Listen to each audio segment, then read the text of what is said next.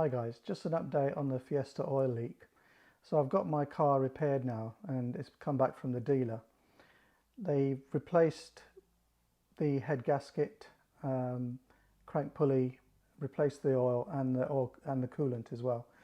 And they've said that that there's no more leaks now and it's all sorted out.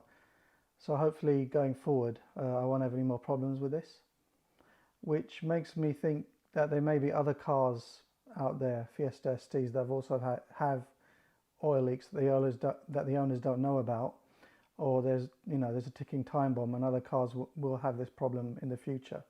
So it might be wise for people to actually check there is no oil leaking from